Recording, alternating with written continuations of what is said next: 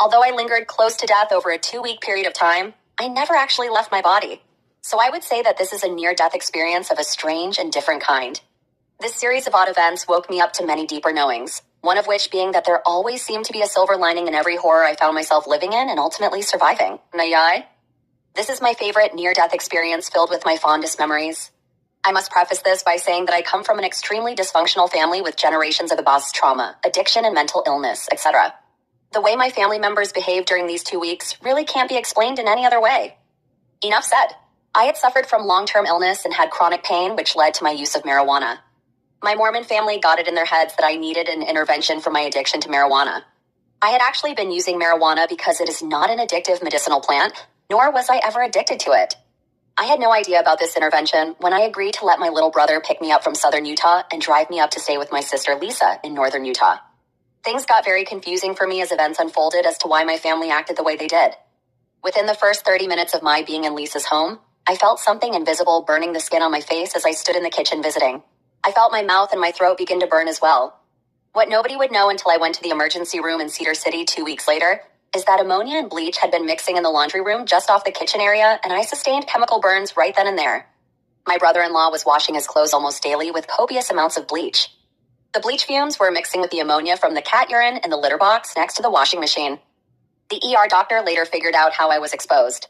In the morning, I woke up in terrible pain and unable to get myself out of bed. I began screaming for help and banging on the wall, but nobody came to help me. Finally, out of desperation, I called 911 and asked for an ambulance. I was on Medicaid because the state deemed me disabled.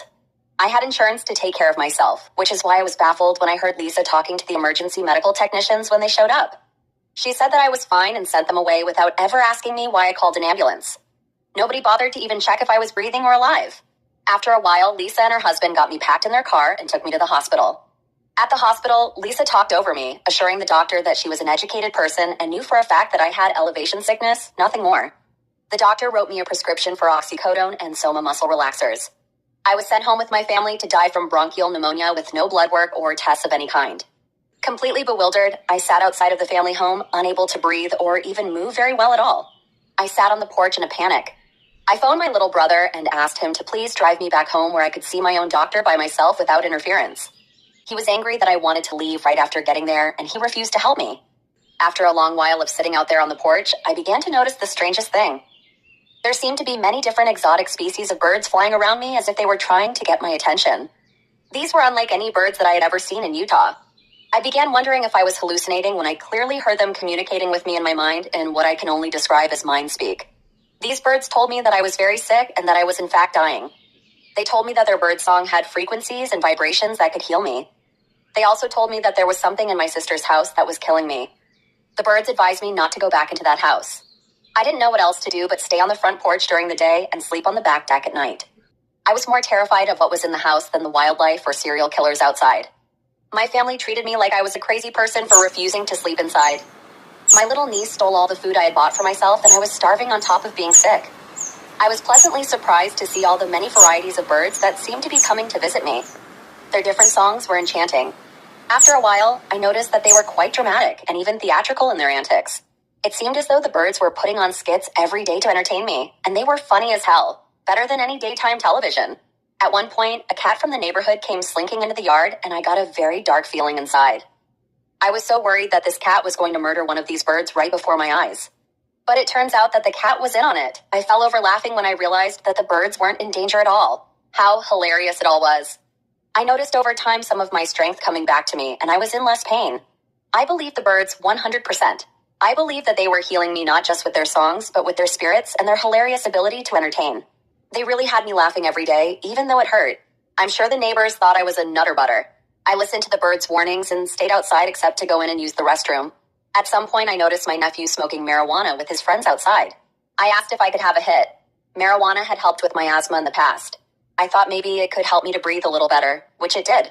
I was even able to get up and take small walks around the neighborhood with my little dog Zip, my ever-trusty sidekick.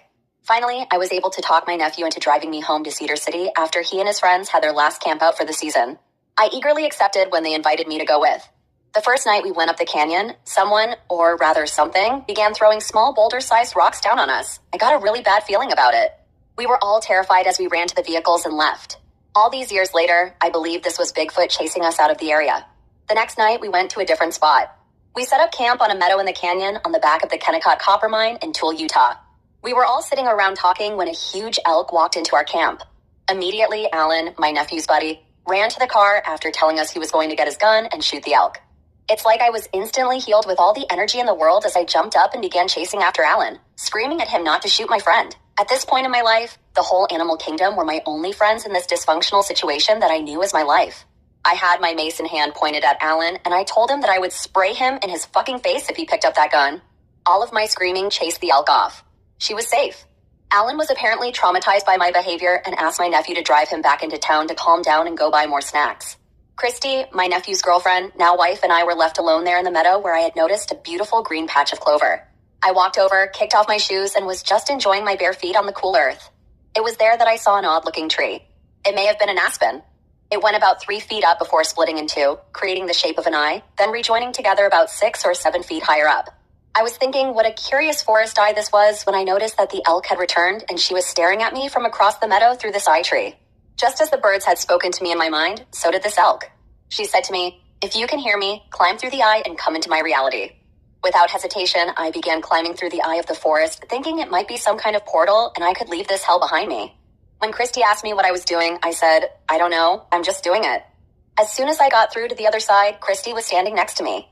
She was afraid because Red Elk, as I had named her, was walking right up to us, and elk do kill humans from time to time. She asked me if Red Elk was going to kill us. I said no, she's my friend. As soon as I said that, Red Elk reached down and touched the tip of her nose to the nose of my 3-pound mini pinscher dog. Zip! Bam! It was on! She began chasing Zip across the meadow, nipping at the backs of his little heels as she did so.